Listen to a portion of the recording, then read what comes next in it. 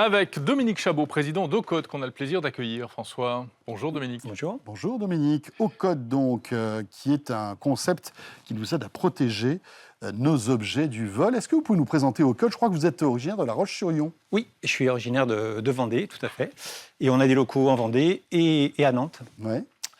Ocode, c'est différentes choses qui s'appellent Ocode. Ocode, déjà, c'est un code physique composé de petits points qui ressemble un peu à un QR code, sauf que le QR code, c'est des carrés et nous, c'est des ronds et ça change tout.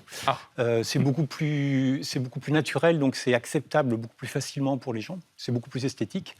Et c'est très sécurisé parce que le QR code, en fait, c'est un lien vers un site. On ne sait pas où on tombe. Donc, on explique toujours qu'il ne faut jamais ouvrir une pièce jointe. Et quand on scanne un QR code, qu'est-ce qu'on fait? Ça y ressemble beaucoup.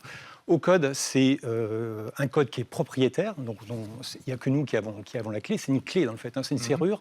Et nous, on a la clé qui permet d'ouvrir la serrure. Cette serrure-là, elle permet de communiquer. Donc, il y a ce code-là qu'on peut graver sur la matière. Donc, ça devient inaltérable. Donc, si c'est gravé sur un ordinateur ou des choses comme ça, si quelqu'un vous prend votre ordinateur, il est obligé de retirer le code. Donc, c'est relativement complexe à enlever. Donc c'est un peu comme un numéro d'identification inviolable en fait. C'est un numéro d'identification. L'histoire, c'est que j'ai trouvé des clés par terre et j'ai voulu le rendre à quelqu'un et je ne savais pas comment faire. D'accord. Donc on a mis un numéro, mais le numéro, au lieu d'écrire 412, c'est 718. On a inventé un code qui est très esthétique et qui permet de communiquer avec le propriétaire de l'objet sans le connaître. Donc ni l'un ni l'autre ne se connaissent. Donc c'est ce code physique. C'est aussi un canal de communication qui est très, très respectueux de la vie privée, car même nous, on ne connaît pas ni le nom, ni le prénom, ni le mail, ni le téléphone de la personne. Donc il y a deux personnes qui vont rentrer en contact sans se connaître. Donc c'est un code qu'on peut utiliser notamment pour sécuriser les vélos, qui font l'objet d'énormément. Donc on peut les mettre sur les vélos, on peut les mettre sur tout type d'objet. Donc aujourd'hui, c'est vrai qu'on a... Qu'est-ce que ça apporte de plus sur un vélo par rapport à une plaque, un numéro gravé? Donc une plaque ou un numéro gravé, vous êtes en contact, donc ça existe déjà. Donc c'est en plus, on travaille dessus, donc on connaît très très bien ça, mais c'est plus pour les forces de l'ordre. Le Ocode, il est plus pour la communauté, pour le grand public. Je trouve un vélo, je me dis, celui-là, il est peut-être bien volé. En tout cas, il n'est pas à sa place. Je veux rentrer en contact avec le propriétaire. Je le scanne et je me retrouve en chat direct avec le propriétaire.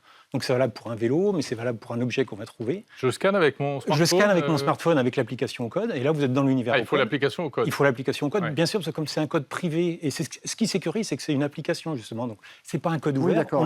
Ça ouvre pas un navigateur. Non, ça ouvre surtout pas un navigateur. Donc on est dans un univers privé dans lequel on a toutes les sécurités. Et comme chaque code est unique, on peut le mettre sur ses propres objets, mais si c'est mis dès la fabrication, le fabricant, on va dire une grande marque de sac à main par exemple, met ce code-là qui peut être mis sur du cuir ou sur n'importe quel type de matériau, est propriétaire de son code, peut le transférer à un magasin, qui va le transférer à un client, qui va le retransférer en deuxième main à quelqu'un d'autre. Et on va garder toute la trace. On est dans la blockchain, les NFT, tout ça. Mais pour nous, ce ne sont que des outils. On a de la blockchain. On a des plus gros faiseurs de NFT en France. On a fait plus de 10 millions. On a, comme client, on a la SNCF, l'État, le Crédit Agricole. Mais pour nous, ce ne sont que des outils. Ce qui nous intéresse, c'est ce projet-là de faire communiquer les gens de manière sécurisée sans avoir les coordonnées de la personne. Donc on a une thèse en cours qui permet de montrer que la confiance peut se faire de manière anonyme, alors que jusque-là, tout le monde pense que pour faire confiance, il faut connaître la personne. Nous, on a une techno qui permet de faire confiance. Donc on trace comme ça les différents propriétaires, on a tout l'historique de l'objet. C'est un peu le principe de la blockchain, de pouvoir faire confiance. C'est le principe de la blockchain. Donc on applique anonyme. le principe de la blockchain, mais on le pousse d'un cran plus loin. On vient mettre un code physique sur un objet qui va être connecté à la blockchain. Donc avec ça, ça permet, de rendre l'objet à quelqu'un qu'on ne connaît pas, mais ça permet aussi de lutter contre la contrefaçon, parce que chaque code étant unique, quelqu'un qui ferait un duplicat, ça ne sert à rien, parce qu'il n'y a qu'un propriétaire, donc quelqu'un qui copierait mon sac, je serais propriétaire des deux sacs. Et ça permet de lutter contre le recel, parce que quelqu'un qui veut revendre un objet doit avoir la propriété physique, doit avoir le NFT, doit avoir la clé du NFT qui permet de revendre l'objet.